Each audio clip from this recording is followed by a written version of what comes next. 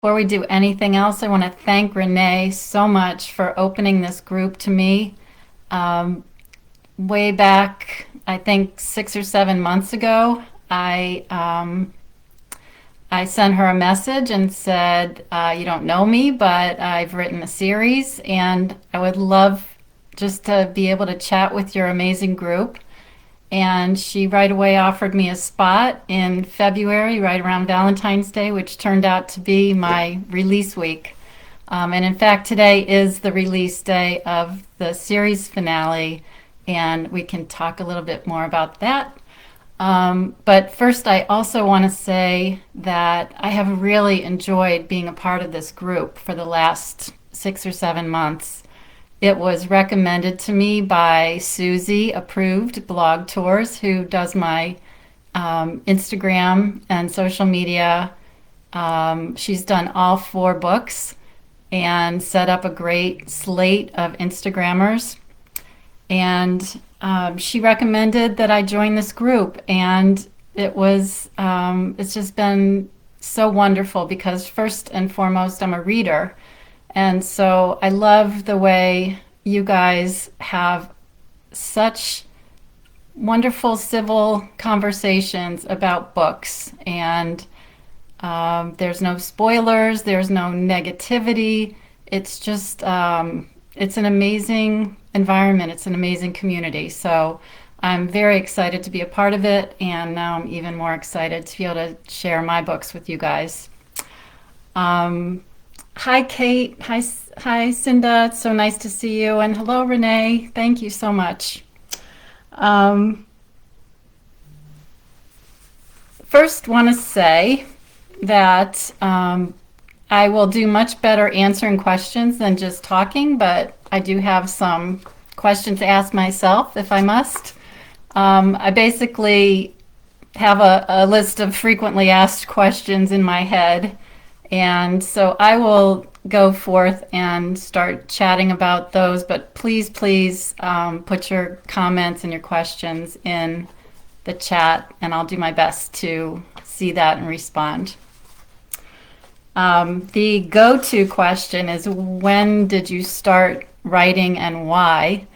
And my answer is probably different from many of the other writers who have been invited into the group because it's fairly recent for me. And I was trained as an accountant, and that's what I studied in school.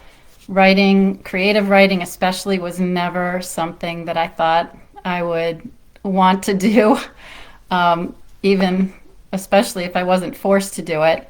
So it came as a surprise when I started doing it how much I loved it. And that was about, I would say, almost 10 years ago now. Oops, my live stream is, okay. Are you guys hearing me okay? I'm getting some red exclamation points on my screen. Anyway, so what started me in writing was what I call my midlife awakening, and that was about maybe 15 years ago. I happened to be watching a show called True Blood, which some of you may have seen. In the second episode, oh, sorry, I'm breaking up. Yikes. In the second episode, there is a very intense scene where Bill the vampire,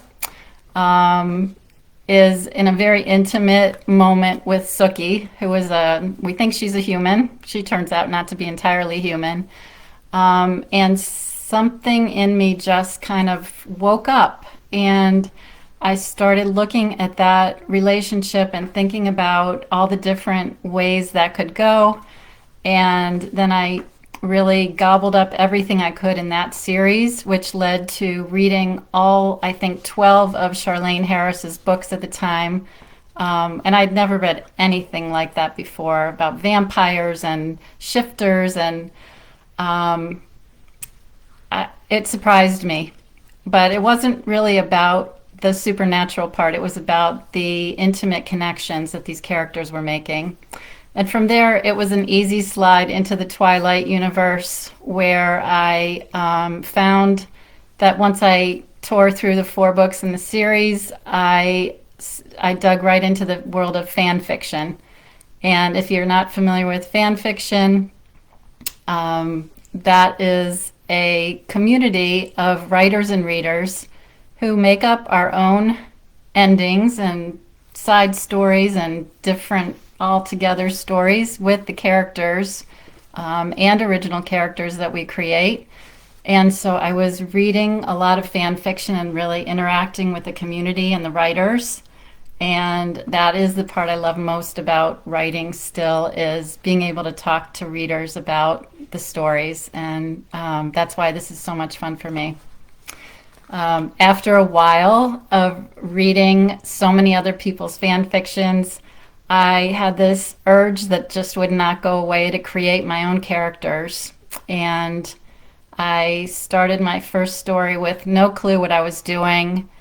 No editor at the time. Thank goodness that changed when my friend Sue, who's on this chat right now, sent me a very kind message. I'm an English teacher, and I think we could work really well together. And we did, and we do. And that's been an amazing partnership.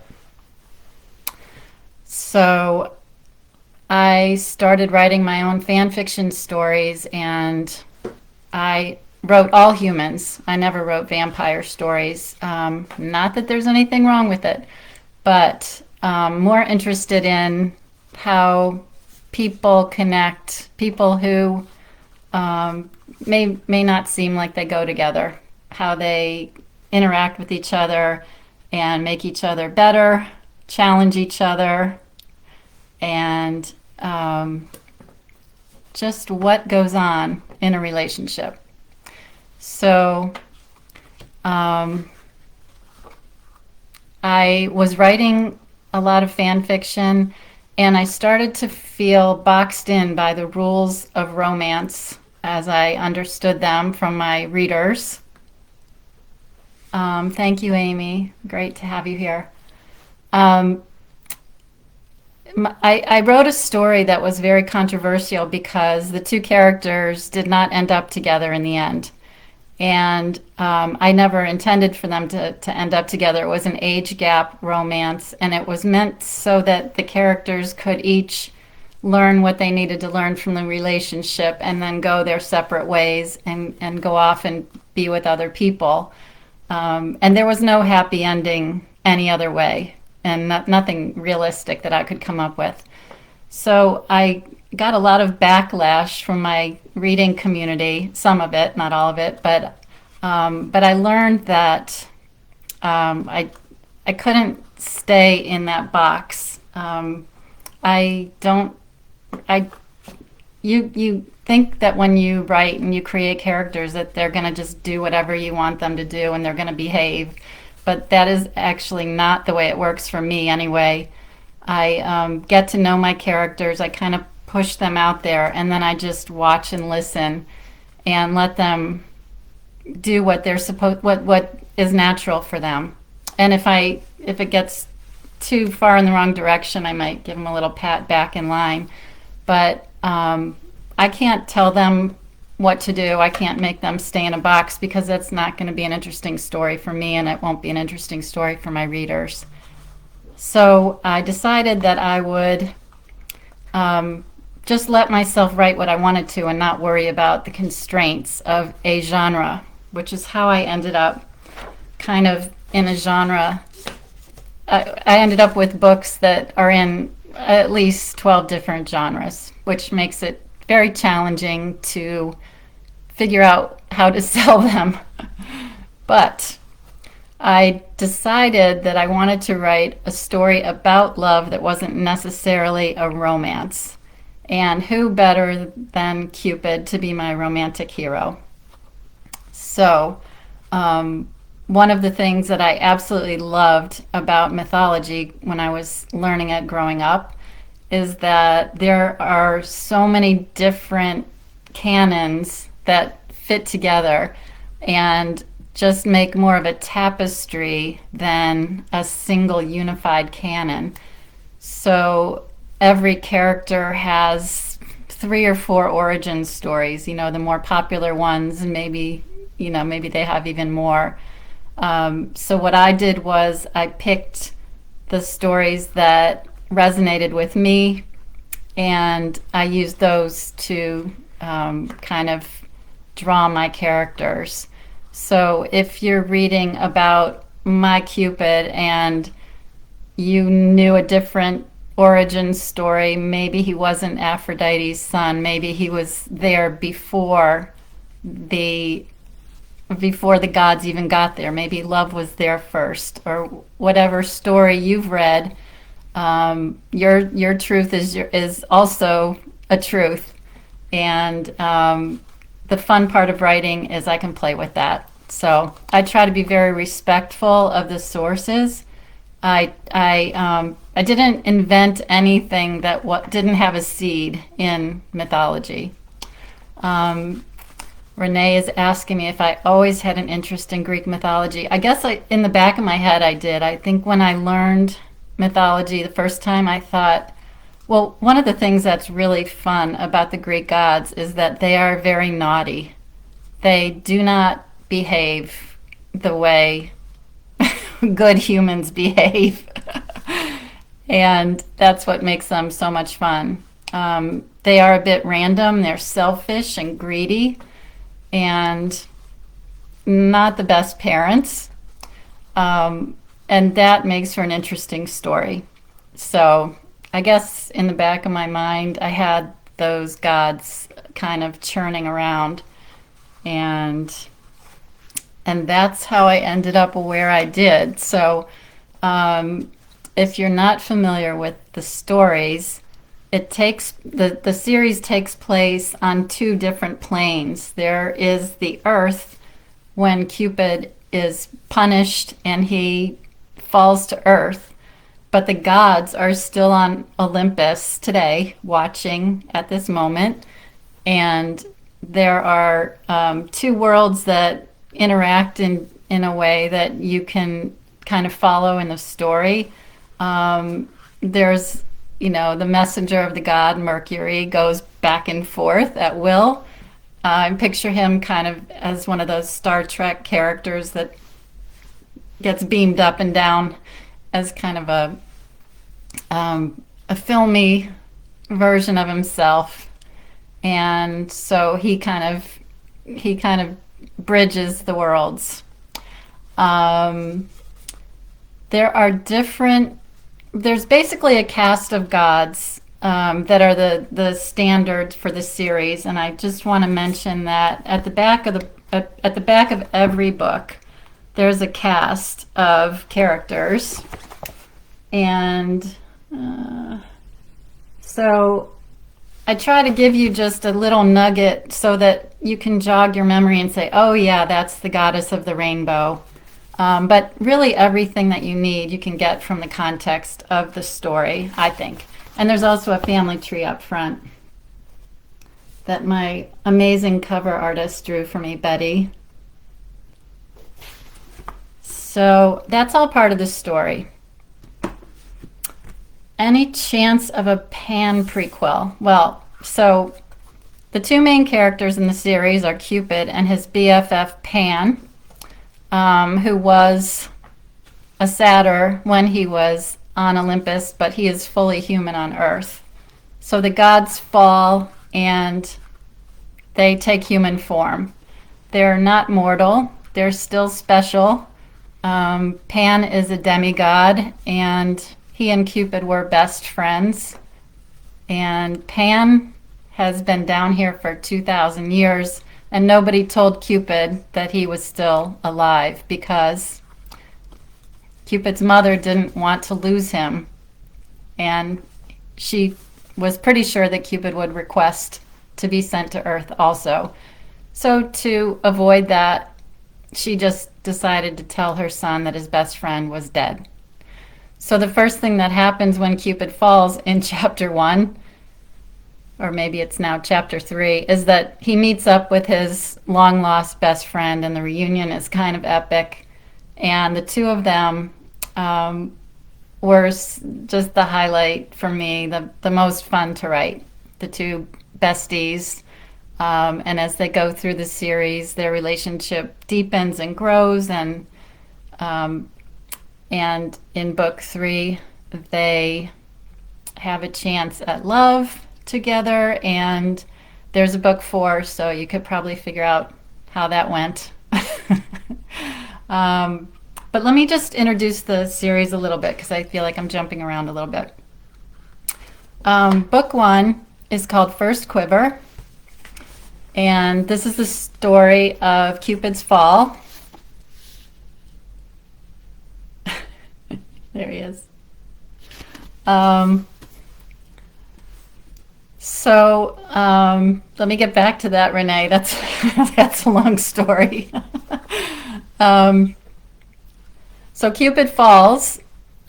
He's actually pushed off the mount by Aphrodite, his mother, and Ares, who is his illegitimate father.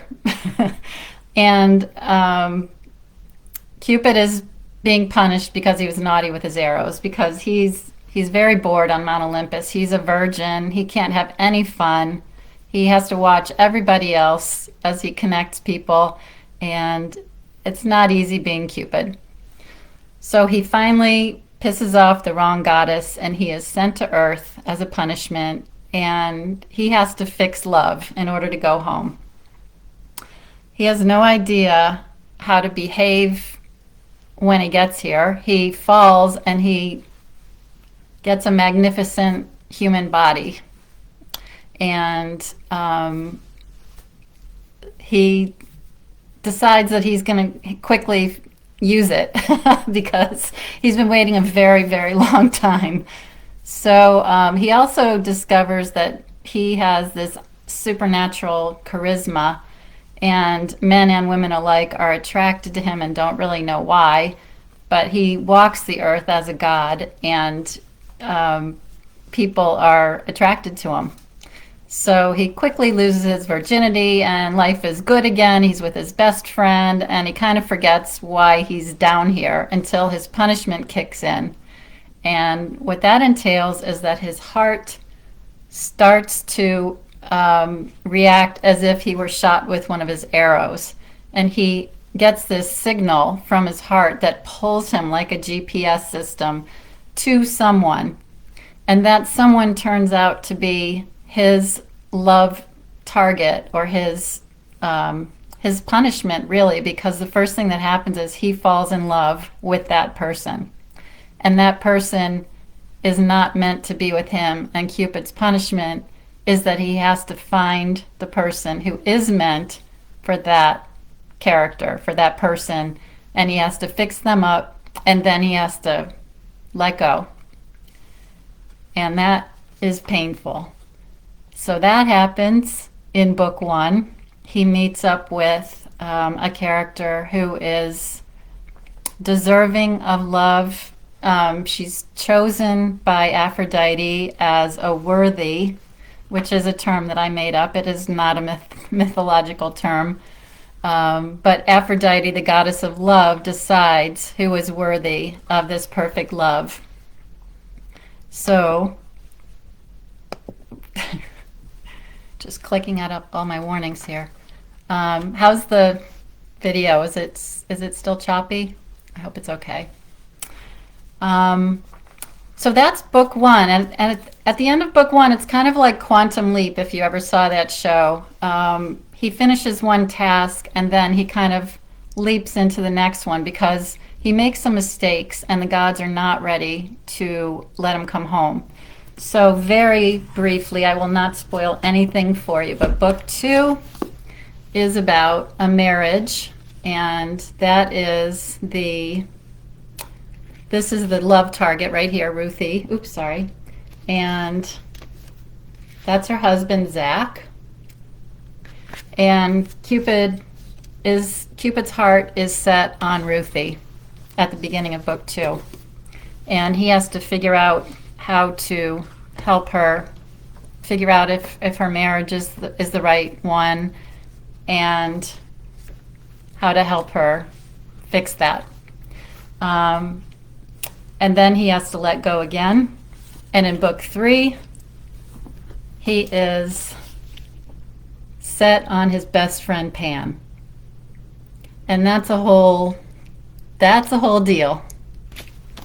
I think for a lot of people, Pan kind of steals the show of the series. He's a very fun, outgoing character, and he loves to have a good time, and he's been around for a long time. He knows his way around Earth. He makes no apologies for who he is, and he was so much fun to write. But Pan is not meant for Cupid either, and that is why he appears again in book 4, which is Cupid's final quest. And this is his last chance. And this book, The Quest for Psyche, is a true fan fiction of the myth of Cupid and Psyche. So, thank you, Jane. That's very sweet. So getting back to Renee's question about publishing, I started book 1 about 8 years ago. And as I was writing it, I had a pretty good idea of what my complete arc would be. I knew I would end with the Cupid and Psyche myth somehow. I actually wasn't sure who Psyche was, so I wasn't quite sure where that was going to go or how it was going to end. So I was very excited when I finally wrote the last chapter of the last book, because I got to find out how my story ended. And that's always fun. So as I was writing book 1, I was thinking about how to get published. I was researching how to find an agent and sending out some queries. And as I kept writing book 2 and book 3, I was still querying book 1. I was going to conferences at that time when people still went to things in person. I did some pitches, I met some agents, I had some luck with agents wanting my manuscript. I had some wonderful feedback from different agents, and mostly what they said to me was, "Oh, this is a fun story. I have no idea how to sell that. What genre is this? What are the comps? What shelf is this going to be on in the bookstore?" And those questions are still really hard for me to answer. In fact, right now, my first book is free for the first time since February 4th. I know I gave this group a special coupon to get First Quiver for free, but it is free for everybody right now through Valentine's Day. And what happened was my book is kind of exploding right now in the free bestseller categories. And the categories that it's hitting number 1 are so different from each other. It's just very telling of the journey and the challenges that I've had in publishing. But it's on, historical fantasy fiction at the same time. It's on classical coming of age and, modern rom-com lists. So it's very confusing. It's a combination, and what I say to readers is, if you're the kind of reader who has an open heart and you're willing to try something, I think you might like it, because it's a little bit of everything. And my favorite comment to hear back from readers is, "I never read X before and I loved it." So it's if you haven't read a fantasy book, if you haven't read a romance, if you haven't read something that's based in mythology, you might still like this. So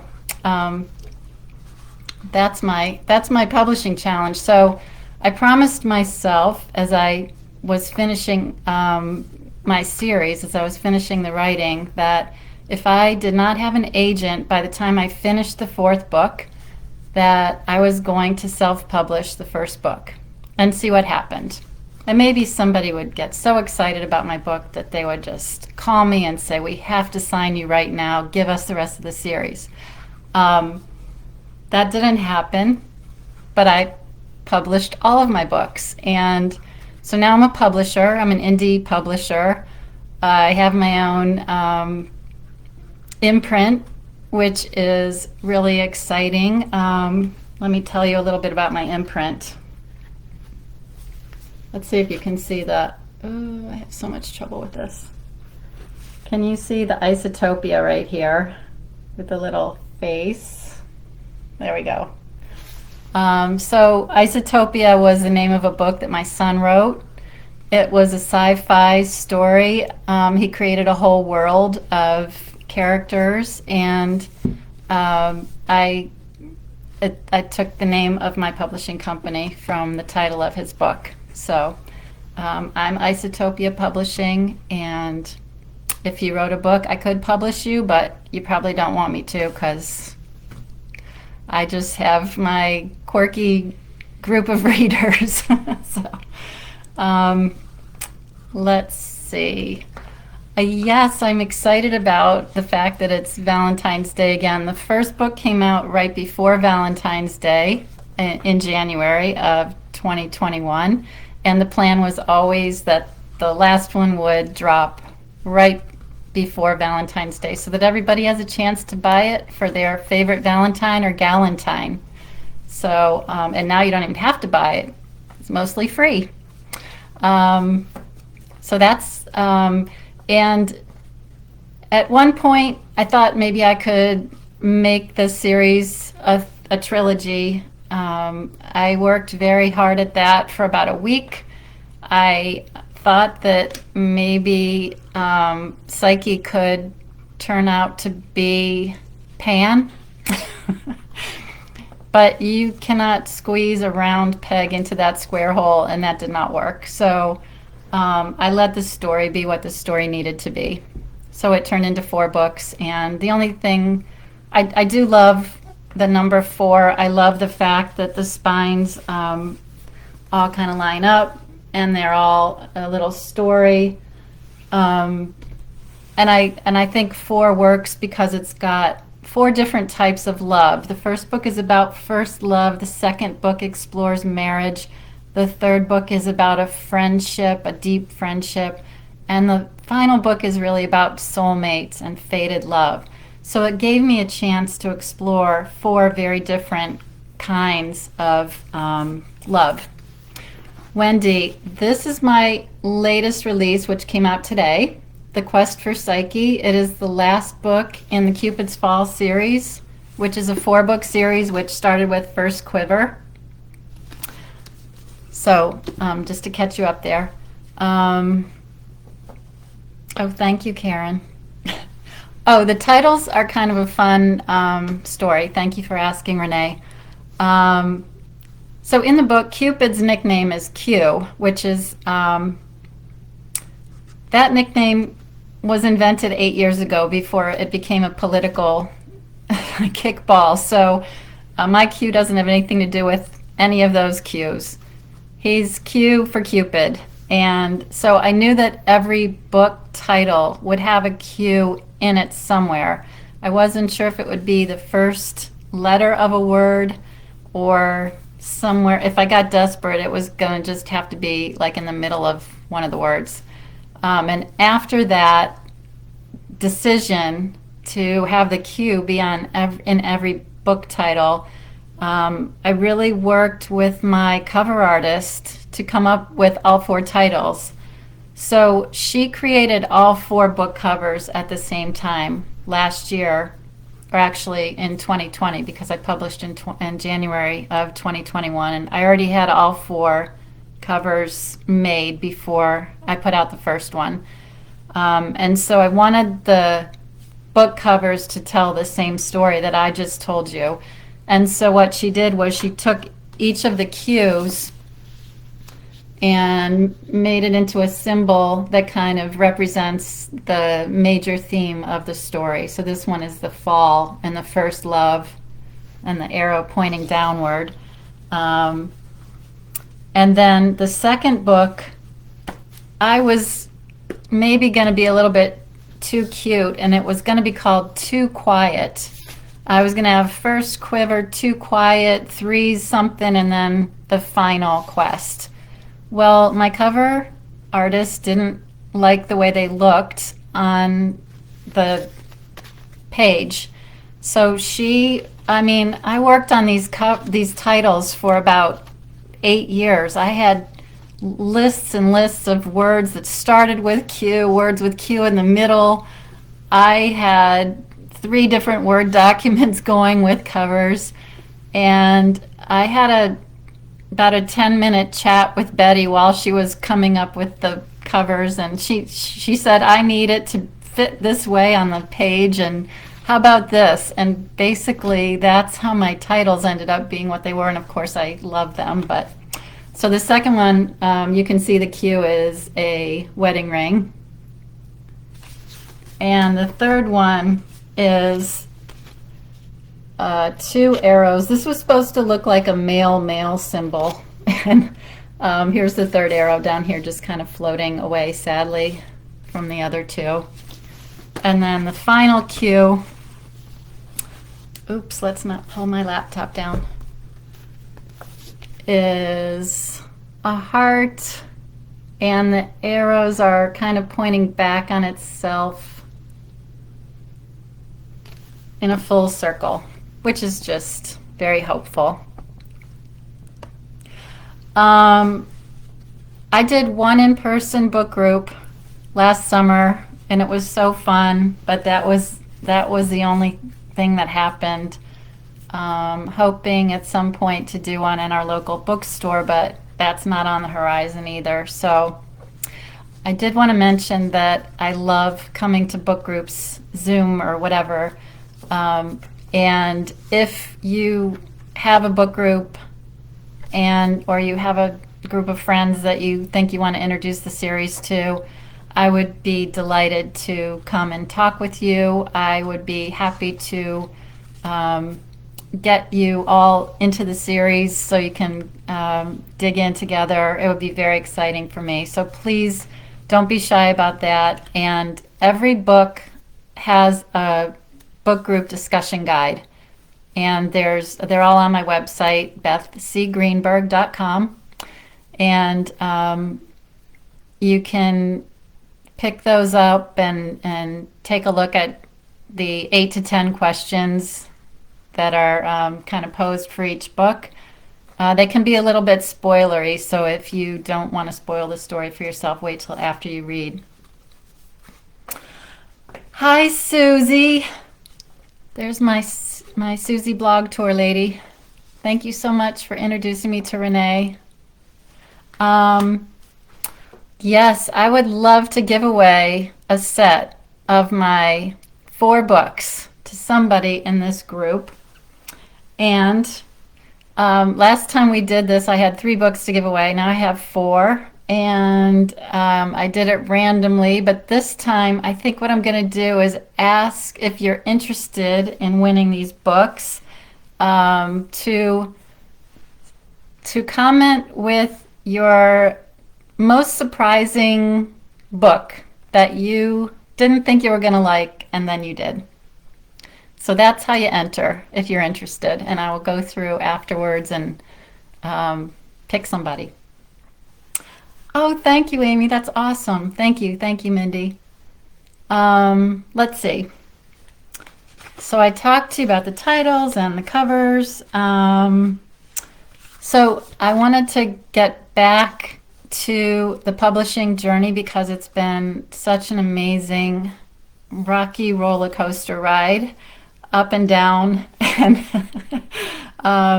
exciting and a great learning experience. And when I started this, it was just at the very beginning of the pandemic. I actually had an agent meeting set up for April of 2020 and finished the book. I finished the last book about a week before that meeting. That was the deadline that I had set for myself. And we were going to talk about the first book.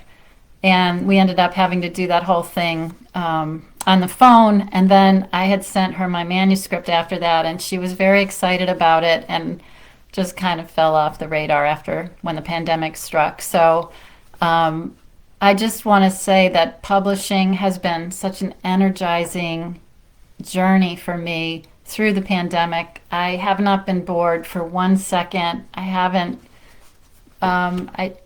there's always something to learn. I mean, from how to get the interior of the book to look the way it does. I hired a woman who I may never meet, but she designed these chapter headers. I'm so bad at this. She took the image of the falling leaf or the falling feathers and she incorporated it into the chapters. She picked the typeface. She laid out the interior quotes and everything about it and just made it look so beautiful. And she's done all 4 books as well. I wanted to make sure they were consistent and looked like a pro job. Um, oh, thank you for your entries. I loved Beartown so much. Let's see. So once you decide how you want your interior to look, you make sure you get some great editing. And I want to again thank my dear friend Susan Feinstein for her not only her great skill but her cheerleading and her coaching and her mentorship and the way she can say something in a way that makes you want to dig right in and make it better. She's been such a gift. And of course, the cover design is a whole other. The cover design, I actually wrote a blog post about it for the first book because the cover design, the cover is another way of telling your story. You have to tell your story so many times and in so many different ways. You have the blurb on the back of the book. You get, 2 paragraphs to say what the book is about.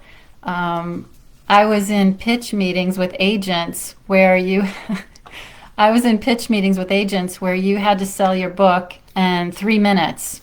So you sit down at the table and you have to know what your story's about. You have to know what you want them to know about it, and you have to get them excited about it, and have people just feel like they're already part of the story. So usually when I say I wrote a book about Cupid, the first reaction I get is, "You what?" And people usually smile because they know it's going to be fun and silly and an escape, and that's exactly what I'm going for. So once you get your book actually physically together, you have your ebook files, you have your print files, and and then you figure out how you're going to get them printed and distributed. So that's a whole other thing to learn, and there's so many different ways of doing it. You can go direct with Amazon or you can go wide. I chose to go wide, meaning I'm not just on Kindle Unlimited. You can find my ebook on any kind of platform you go to. You can actually order my print books from any independent bookstore you'd like. They don't necessarily keep them in the store, but they're on every website. So you can support whoever you want, and that's all good. That's all good. And then there's the thrill of marketing and talking to people about the book and really just trying to get the word out. It's just, if you look me up on Amazon or Goodreads, you're going to see that my books have a nice star rating, but not that many reviews. So it's just, although I have an amazing street team, and some of them are in this chat right now, and they're amazing. But it's really hard to get seen if people don't know who you are. The same books are put in front of us all the time. We may not even realize it. But if you go on Instagram and you follow different Bookstagram accounts, which I think we probably all do, you see the same books over and over again. And yes, many of them are fantastic books. And there are other books that are also pretty fantastic. So it's a challenge. And, there's a combination of ads and promotional newsletters that we can get our books in front of different audiences that are more specific to genre. There's different sites where you can ask people to review ahead of time, and you take your chances. Um, so it's all about just shouting it out. And after this, after the release frenzy calms down a bit, I'm looking into having audiobooks made, or at least audiobook on the first one, and we'll see what happens. Oh, thank you, Amy. Love that. Thank you, Renee. I hope so too. That's the hope. One reader at a time is, I came across a review on Goodreads for the third book the other day. I was trying to pick out a review quote for a new trailer that I was making, and I found a review that I hadn't seen before, and the review said, "My friend insisted that I read these books, and I love them. Thank you." And so that friend gave the book to her friend. Like, that's what we do. We share books. That's what the whole group's about. So I hope if you love the book, you'll turn a friend on and turn a whole book group on, and maybe they'll tell their friends, and then we'll explode. So, which brings me to social media. Um, I have, well, I started with Facebook a long time ago when I was publishing fan fiction. Kind of learned the basics of Facebook, and thought I was doing okay. And then Instagram came along, and I am not a photographer at all, as you can tell if you look at my Instagram. But I try to uh, let people know who I am and what my books are about, and I try to keep it fun. My books are very light and cartoony, so a lot of my artwork that I create is in that vein. But it's not, people aren't following me for the, beautiful photography. Um, Hello, Joyce. I have a reader in mind for my audiobook. There's a lot of people that like to listen to books while they walk or cook or drive somewhere. Some people drive to work, I hear. um, and oh, interesting. I have a volunteer to be a voice narrator. We'll have to talk. um, yeah, so that's fun. We're still hoping for either a major motion picture or a Netflix series. So if anybody has any connections, please feel free to put my book in their hands. I feel like I was in the middle of something, but I don't remember what. um, was I talking about something? Well, oh, readers and social media. Okay. Then along came TikTok. And TikTok not only, well, you kind of need some camera skills because you really have to at least know how to create a video, even if you're not in the video. Thank you, Lindsay, my daughter, reminding me. Um, so TikTok has been a lot of fun. You really have to be unafraid to make a fool of yourself, and I think I have crossed that bridge. And whatever, it's fun.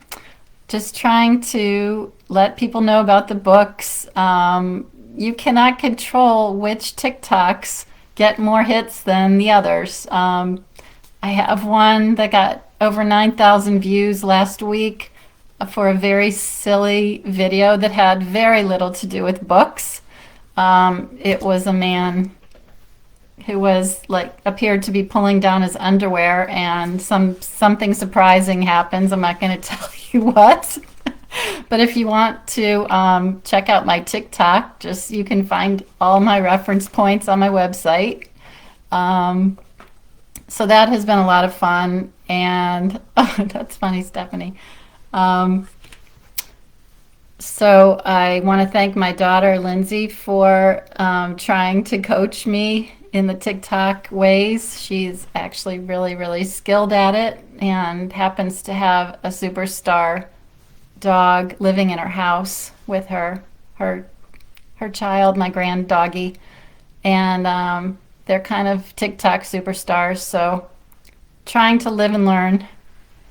but it's always a game. It's a challenge. So don't forget to put your in the comments if you want to enter for a giveaway. I would be delighted to pick someone, and then I'll be in touch. And I want to really thank you. Thank you, Renee, so much for opening your group for me to be able to talk to people about my books. It was so much fun. And I invite anybody to send me a message or whatever you like. Um, come find me on my page or on my personal account or on my website. So I'm going to say thank you so much and good night.